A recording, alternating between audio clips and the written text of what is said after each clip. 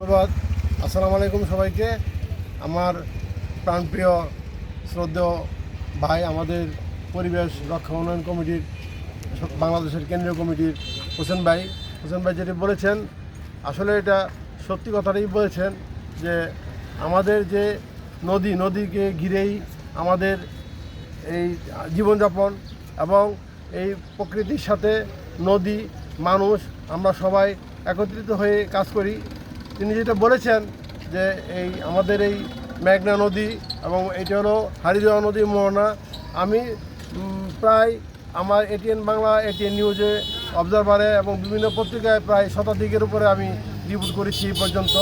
আমি আজকে 17-18 বছর যাবৎ এই সমস্ত প্রকৃতি নিয়ে, তারপর দূষণ নিয়ে কাজ করি।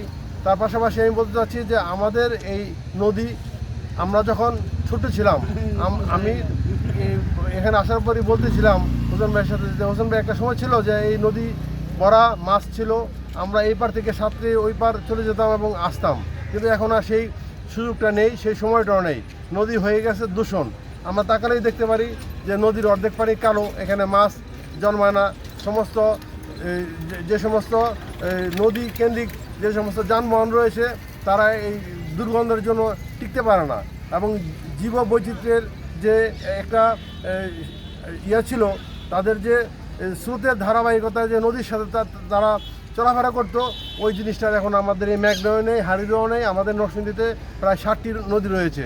তার পাশাপাশি এই নদীগুলি দখল করে রেখেছে আমাদের কতিপয় 5-7টা ফ্যাক্টরি আছে নরসিংদীতে।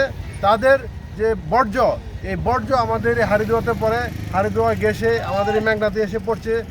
পানি সম্পদ মন্ত্রণালয়ের কাছে আমার এইটি দাবি থাকবে যে তারা যেন অতি সত্বর তারা এই কাজগুলি করে এবং যাদের ওয়াটার ট্রিটমেন্ট প্ল্যান্ট আছে, তারা ওয়াটার ট্রিটমেন্ট প্ল্যান্ট বন্ধ করে তারপরে তারা এই বর্জ্য ছাড়ে। আপনারা একটু কাছে গেলেই দেখতে পারবেন যে কীভাবে এখানে সীসা ঢুকছে, এখানে কালা পানি ঢুকছে, লাল পানি ঢুকছে, বিভিন্ন রাসায়নিক বর্জ্য তারা এই নদীতে ছেড়ে থাকে।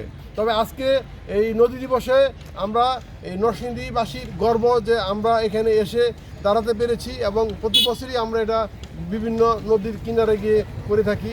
আমার এই যে যারা এই প্রোগ্রামটা করেছেন, আমাদের এই নরসিংদী জেলা কমিটি, তাদেরকে আমি ধন্যবাদ জানাচ্ছি। আমার এই ছোটো বোন যারা আসছেন কষ্ট করে, তাদেরকেও ধন্যবাদ জানাচ্ছি। আমাদের কেন্দ্রীয় কমিটির প্রেসিডেন্টকে আমি ধন্যবাদ জানাচ্ছি। পাশাপাশি আমাদের এলাকার যারা মুরব্বিয়ানরা রয়েছেন, তাদেরকেও আমি ধন্যবাদ জানাচ্ছি যে আমাদের ডাকে তারা সারা দিয়ে আমাদের এই মেঘনার কূলে এসে দাঁড়িয়েছে।